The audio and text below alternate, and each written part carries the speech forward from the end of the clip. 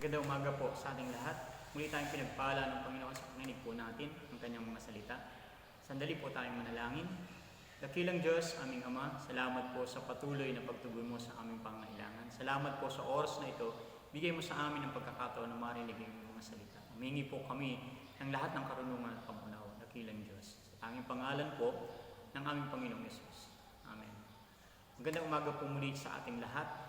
Basahin po natin ang unang Korinto chapter 15, mula po sa verse 55. Nasaan o kamatayan ang iyong tagumpay? Nasaan o kamatayan ang iyong kamandag? Ang kamandag ng kamatayan ay ang kasalanan, at ang kapangyarihan ng kasalanan ay nagmumula sa kautusan. Magpasalamat tayo sa Diyos na nagbibigay sa atin ang tagumpay sa pamamagitan ng ating Panginoon Kristo. Ito po ang salita ng Panginoon. Ngayon po ay napakadami nating naaranasan, hindi natin ninanais. Marami ang nawalan ng trabaho. Marami po ang negosyo na nagsara. Maraming gawain ang hindi na po natin nagagawa. Kahit ang mga regular nating pagsamba, hindi na po natin isasagawa. Ang buhay po natin ngayon ay ibang-iba na kaysa dati. At ang masabi halos ng lahat ng tao na ang culprit o sanhi ng lahat ng ito ay ang coronavirus. Na dahil sa coronavirus, maraming nawalan ng trabaho. Dahil sa coronavirus, marami ang naghihirap. Dahil sa coronavirus, hindi na po natin nagagawa yung mga nating ginagawa. At dahil po sa coronavirus, marami pong namamatay ngayon. Pero ang tanong, ang coronavirus ba talaga ang talagang ugat ng lahat ng naranasan natin ngayon? Ang coronavirus ba talaga ang sanhi ng lahat ng ito? Sa halaman po, meron pong dalawang klase ng root system ng halaman o yung sistema ng ugat ng halaman. Sa mga monocot plants po, merong itong tinatawag na fibrous root system. Marami itong ugat na parang fiber. Sa dicot plants naman po, meron po itong taproot system na meron siyang isang malaking ugat at maraming isang ugat. Ngayon po, sa ating mga naranasang paghihirap ngayon, nakikita ng iba ang pinakaugat ng lahat ng naranasan natin ngayon ay coronavirus. Pero hindi po yung totoo. Ang coronavirus ay isa lamang sa mga sanga ng malaking ugat. Ang tunay po na pinakaugat o root cause ng lahat ng mga naranasan natin ay hindi ang coronavirus, kung hindi ang kasalanan po. Na ang kasalanan talaga ang sanhi ng lahat ng naranasan natin. Sa sitwasyon po natin ngayon, ang coronavirus ang hindi ang pinakaugat ng lahat ng negative experiences we have. Ang pinakaugat ng lahat ng mga hindi kaaya-ayang naranasan natin ay walang iba kung hindi ang kasalanan. Ito po ang mensahe sa atin ngayon, ang epekto ng kasalanan sa buhay natin. Ano nga ba ang nadala ng kasalanan sa buhay ng tao? Ano ang naging epekto ng kasalanan sa ating buhay? Una po, dahil sa kasalanan, ang tao po ay nawalay sa Diyos. Sa Ephesians chapter 2, ang sabi po sa atin, nung una'y patay kayo dahil sa inyong mga pagsuway at mga kasalanan. Sinusunod niyo noon ang masamang takbo ng mundong ito at napailalim kayo sa pinuno ng mga kapangyarihan sa iyong pupawin. Ang Espiritu naghahari sa mga taong ayaw pasakop sa Diyos. Verse 3, ang totoo, tayong lahat ay dati rin namumuhay ayon sa pagnanasa ng ating laman at sumusunod sa mga hilig ng ating katawan at pag-iisip. Kaya sa ating likas na kalagayan, kabilang tayo sa mga taong pinapuputan ng Diyos. Takot po ang naghahari sa maraming tao ngayon sa coronavirus. Siyempre, kasi nagdudulot ito ng kamatayan. Sa buong mundo po as of April 11, ang confirmed cases po ng COVID ay almost 2 million na.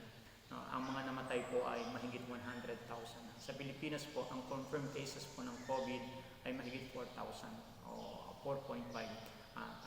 Ngayon po, ang mga namatay na ay nasa 200 mahigit o almost 300. Ibig sabihin, sa Pilipinas, sa bawat 1 million na tao, 2 po ang namamatay. At sa lahat na nagkaroon ng COVID sa buong mundo, ang mortality rate o death rate po ay less than 4%. So, mababa lamang. Pero although mababa o napakaliit ng mortality rate, dahil napaka-contagious nito at madaling makahawa o mabilis makahawa, kaya normal lang na ito ay katakutan. At dahil nga dito, tayo ay nasa ilalim ng quarantine. Dahil sa coronavirus, nagkaroon tayo ng pinag-iral na social distancing. Napahiwalay tayo sa mga taong dati nating nakasama sa community, sa workplace, sa school at sa iba pang lugar. Makikita natin ang napakalaking epekto ng COVID sa buhay natin. Pero merong mas malaki, hindi lang malaki, sobrang laki na nag-epekto sa buhay natin. Ito ay ang kasalanan Sabi po sa atin kanina sa Ephesians chapter 2, ang mga tao ay patay dahil sa kasalanan. Ibig sabihin ng patay ay hiwalay sa Diyos. Ang kasalanan naghiwalay sa tao sa Diyos. Dahil sa kasalanan nagkaroon ng distance between God and man. Tayo po ay nagkaroon ng distance from God. Malayo ang buhay ng tao dahil sa kasalanan. Malayo ang buhay natin sa Diyos dahil sa kasalanan. Walang time na magbasa o mag-aral ng Biblia o ng salita ng Diyos ang mga tao. Pero napakaraming time para sa social media. Napakaraming time sa pagtitiktok.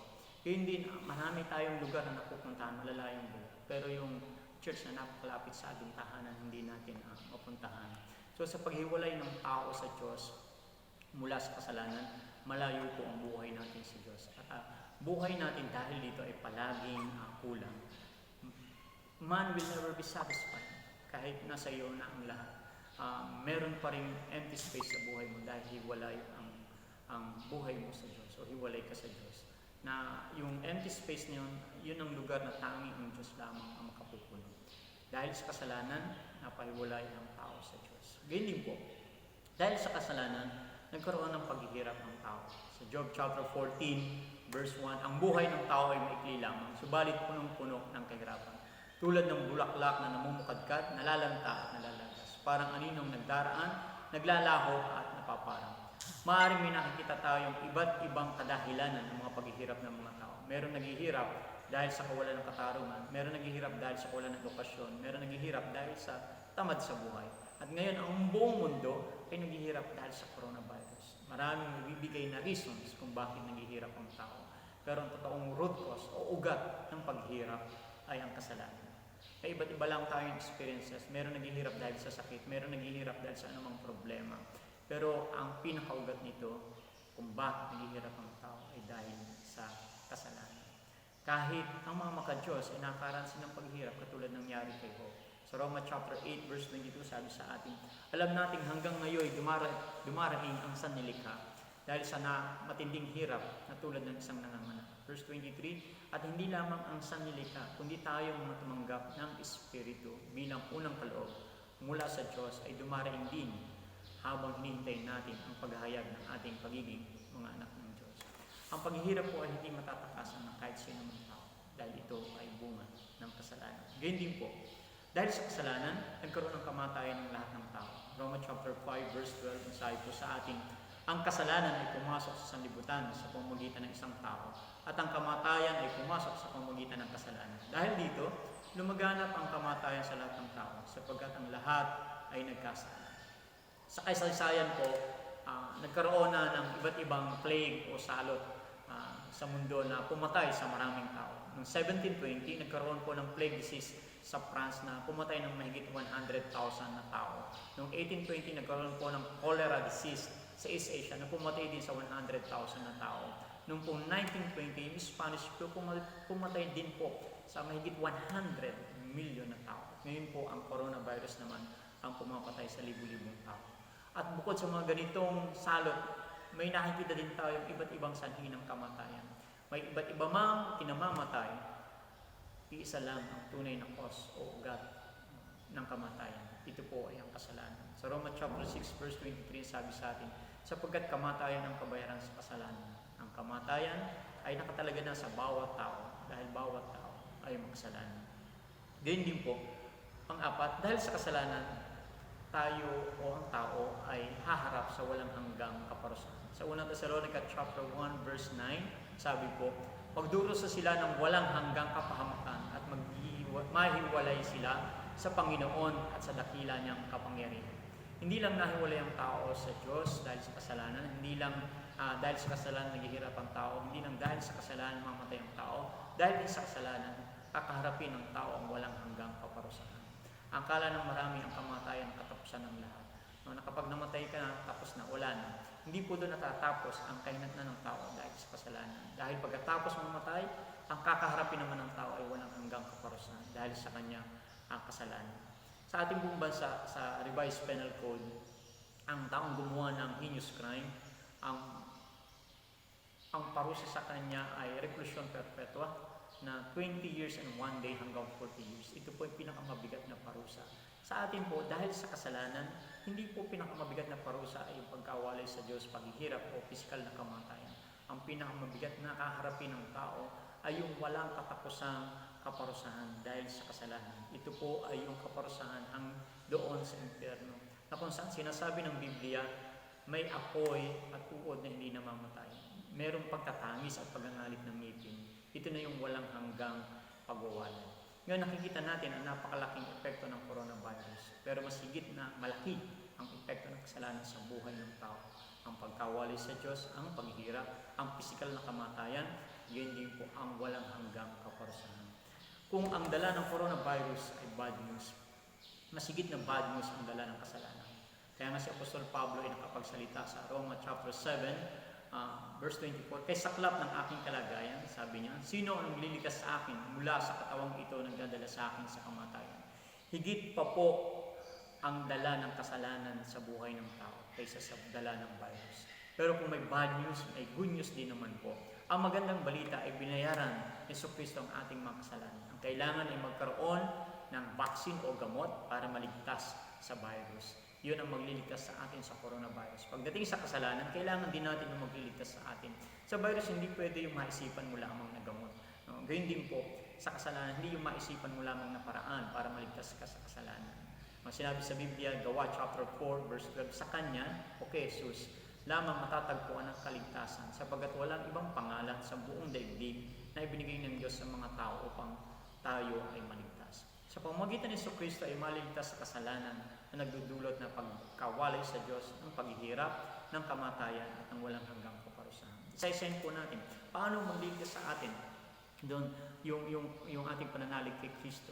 Paano natin may iwasan yung pagkawalay sa Diyos? Paano natin may iwasan yung paghihirap? Paano natin may iwasan yung kamatayan? Paano natin may iwasan yung walang hanggang kaparusahan? Gayun po, sabi sa atin, dahil sa ating pananalig kay Kristo, tayo ay nailapit sa Diyos. Sa Efeso chapter 2, sabi sa atin una, dahil sa ating pakikipag-isa kay Kristo Jesus, tayo muling binuhay na kasama niya upang mamunong kasama niya sa kalangitan. Kanina sinabi sa atin, tayo ay patay sa kasalanan. Ibig sabihin, hiwalay tayo sa Diyos. Ngayon sabi sa atin, binuhay tayo. Ibig sabihin, nilapit tayo sa Diyos. Kasi Efeso chapter 2, verse 13, ang sabi sa atin, ngunit ngayon, dahil sa inyong pakikipag-isa kay Kristo Jesus, kayo na dati malayo ay nilapit sa pamamagitan ng dugo ni Kristo. Dahil kay Kristo, napatawad na po ang ating mga kasalanan. Kaya tayo nakalapit na sa Diyos. Dahil sa pananalig natin kay Kristo, ang buhay natin ngayon ay nasa Diyos. Ganyan din po, paano tinutugon ng pananalig natin kay Kristo ang ating paghihirap? Sa Roma chapter 5 verse 2 po sabi sa atin, sa pamamagitan ng pananampalataya kay Kristo, tinatamasan natin ang kagandahang loob ng Diyos at tayo nagagalak dahil sa pag-asang tayo makabahagi sa kanyang kaluwalhatian. Hindi lamang yan, kinagagalak din natin ang mga kahirapang ating tinitiis dahil alam natin ito'y nagbubunga ng pagtitiyaga at ang pagtitiyaga ay nagbubunga ng mabuting pagkatao at ang mabuting pagkatao ay nagbubunga ng pag-asa. Sa buhay po na ito, kaya ng Diyos natanggalin ang paghihirap ng mga nananalig sa Kanya. Pero nakikita natin, kahit ang mga nananalig sa Diyos ay naghihirap din. Pero ang pagkakaiba po, sa mga nananalig sa Diyos, ang paghihirap ay isang hindi masamang balita, kung hindi magandang balita pa rin po ito. Dahil sa Roma chapter 8, verse 28, natutunan natin sabi na kumikilos ang Diyos sa lahat ng bagay para sa kabubuti ng mga nagmamahal sa Kanya. Kaya nga po, dito sa binasa natin kanina sa Roma chapter 5, nagagalak ang mga nananalig kay Kristo, nagagalak sila sa paghihirap dahil ito ay nagdudulot sa kanila ng magandang bagay. At sinabi din sa atin na sa oras ng paghihirap, ang mga nananalig kay Kristo ay binibigyan ng Diyos ng tagumpay laban sa paghihirap. Sa unang Korinto chapter 10, mabasa natin, wala pang pagsubok na dumating sa inyo na hindi naranasan ang lahat ng tao. Tapat ng Diyos at hindi niya pahintulot na kayo subukin ng higit sa inyong makakaya. Sa halip, pagdating ng pagsubok, bibigyan niya kayo ng lakas upang pagtagumpayan niya. So, tinutugon po ng ating pananalig kay Kristo ang anumang paghihirap na naranasan natin. Gayun din po, tinutugon ng ating pananalig kay Kristo ang kamatayan. Sa Juan chapter 11 verse 12, sabi sa atin, sinabi sa kanya ni Jesus, ako ang muling pagkabuhay at ang buhay. Ang sino mang sumasampalataya sa akin, kahit mamatay ay muling mabubuhay. Kaya namatay si Jesus sa krus ay upang bayaran ang ating mga kasalanan. Since nabayaran na niya ang ating mga kasalanan, hindi na tayo magbabayad. Sinabi sa Roma chapter 6 verse 23, ang kabayaran sa kasalanan ay kamatayan. Pero binayaran ni Jesus yung ating kasalanan, kaya hindi na tayo mamamatay. na tayo mamatay. Pero may nakita tayong namamatay kahit mga nananalig kay Kristo. Opo, mamatay sila, yung mga nananalig kay Kristo, pero ang pangako ng Panginoon ay muli niya silang bubuhayin. At kapag muli nang nabuhay ang mga nananalig kay Kristo, hindi na sila mamamatay kailanman. Katulad ni Jesus na nabuhay na muli. Ngayon ay Easter Sunday o linggo ng pagkabuhay. Kung kailan natin naalala ang muling pagkabuhay ng ating Panginoon Jesus. Kaya nga sabi sa unang Korinto chapter 15, ngunit sa katunayan, si Kristo ay muling binuhay at ito'y katibayan ng muling ang bubuhayin ng mga patay. Kung paano dumating ang kamatayan sa pamamagitan ng isang tao, hindi naman dumating ang muling pagkabuhay sa pamamagitan ng isang tao. Sapagkat kung paano namatay ang lahat dahil sa kanilang kaugnayan kay Adan, kaya hindi naman mabubuhay ang lahat dahil sa kanilang kaugnayan kay Kristo. Sa pananalig po natin kay Kristo, meron tayong muling pagkabuhay at walang katapusang buhay. Kaya tinutugon ng ating pananalig kay Kristo ang kamatayan dala ng kasalanan. Gayun din po, tinutugon ng ating pananalig kay Kristo ang walang hanggang kaparusahan. Sa Roma chapter 8 verse 1, kaya nga, wala nang katulang parusa sa mga taong nakapag-isa kay Kristo Jesus. Sa kamatayan ni Jesus doon sa krus, naranasan po niya ang puot ng Diyos at yung hirap sa impyerno. Ang parusa na dapat ay sa atin. Dahil inako ni Jesus ang parusa na dapat sa atin, hindi tayo parusahan ng Diyos. Kaya sa halip na walang katapusang kaparusahan ang mapapasa atin, meron tayong walang katapusang buhay. Kaya alam natin sa 1 chapter 3 verse 16, gayon na lamang ang pag-ibig ng Diyos sa sanlibutan, binigay niya ang kanyang buntong na anak. Ang sino mang sumampalataya sa kanya ay hindi mapahamak, bagkus magkaroon ng buhay na walang hanggan. No, may nababasa tayo ng iba't ibang sinasabing maaaring gamot laban sa coronavirus. Sa Pilipinas po, mula sa Olonga po ay may tinatawag na Prodex B na pwedeng sa combination ng generic drug na pwedeng makagamot sa may coronavirus. Gayun din po sa Japan, merong tinatawag na Avigan na maaari daw maging gamot sa coronavirus. Sa US, meron pong hydroxychloroquine na maaari ding gamot sa coronavirus. Kung alin man sa mga gamot na ito ang aprobahan ng Food and Drug Authorities, ang sino mang positibo sa COVID ay dapat tanggapin ang anumang gamot na recommended ng Food and Drug Authorities. Gayun din sa pagliligtas sa atin sa kasalanan, dapat tanggapin natin si Kristo na ating tagapagligtas. At kung natanggap mo na siya, kailangan ipagkatiwala na natin yung ating buhay sa Kanya. Kaya nga po, ang pinakaugat ng mga problema natin ngayon ay hindi ang coronavirus, kung hindi po ang kasalanan. Ang dapat pinakapuno problema ng tao ay ang kanyang relasyon sa Diyos. Noon po ang mga Israelita ay nagkaroon din ng iba't ibang problema. Isang malaking problema po nila noon ay yung mga makamandag na ahas, na kung saan pinadalan sila ng Diyos ng makamandag na ahas dahil sa kanilang mga hindi magandang ginagawa sa kanilang buhay. Kaya nga po, doon hindi problema nila yung ahas. Ang problema nila ay ang relasyon nila sa Diyos. Ang problema nila ay ang kasalanan nila sa Diyos. Ngayon po sa atin, makaligtas ka man sa coronavirus, kung hindi pa napapatawad ang iyong kasalanan, patuloy ka pa rin hiwalay sa Diyos. Patuloy mo rin maranasan ng paghirap as paghihirap. At makaligtas ka man sa virus, mamamatay ka rin o mamamatay rin tayo sa ibang paraan. Ang pinakamasaklap, kung hindi pa naayos ang relasyon natin sa Diyos, ay walang katapusang kaparusahan. No, inaalala natin ngayon ang muling pagkabuhay ni Kristo. Sana ang araw ding ito ay maging simula ng maganda nating relasyon sa Diyos sa pamamagitan ng Panginoong Yesus. Kaya nga po, ulitin natin, hindi po ang coronavirus ang ugat ng mga naranasan natin, hindi ang kasalanan. Pero dahil kay Jesus, nabayaran ng ating mga kasalanan. Kaya nga po, tayo ay nakalapit na sa Diyos. Kaya nga ngayon, anumang paghirap, ito ay magiging maganda para sa atin. At mamatay man tayo, muli tayong bubuhayin ng Panginoon. At wala na sa atin ang walang hanggang kaparusahan. Kung hindi, meron tayong walang hanggang buhay. Ang lahat ng ito ay dahil kay Kristo. Kaya nga, napakalaki man naging epekto ng kasalanan, napakalaki po ng habag ng Diyos sa atin. Ang Diyos po ang nagbigay sa atin ng kaligtasan mula sa kasalanan sa pamamagitan ni Kristo. Kaya nga po, dalangin ko sa bawat sa atin, sana po magkaroon tayo ng tunay na pananalig kay Kristo upang malinis tayo sa ating mga kasalanan. At ganyan po, pag nakalapit na tayo sa Diyos, at nagkaroon tayo ng magandang relasyon sa Diyos, palaguin natin ang magandang relasyon sa Diyos na ito.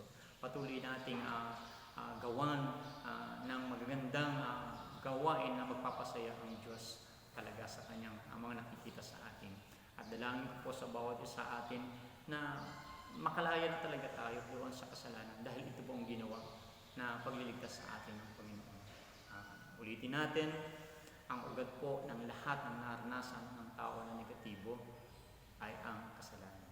Kailangan ang lahat ng tao na maligtas mula dito. Binigay ng Diyos ang ating tagapagligtas, ang kanyang buntong anak. Kaya nga po, muli po, alalahanin natin na namatay si Kristo doon sa krus para bayaran natin mga kasalanan. Nabuhay siyang muli para bigyan tayo ng bagong buhay. Ang bagong buhay na hindi namumuhay sa kasalanan. Tayo po ngayon ay mga anak ng Diyos dahil sa ating pananalig kay Kristo. Pagpalain tayo ng Diyos, pagpalain tayo ng Panginoon Kristo, sumayin niyo nawa ang pag-ibig ng Diyos palagi, yun din po ang pag-isa ng Espiritu Santo. Magandang araw po muli sa ating lahat.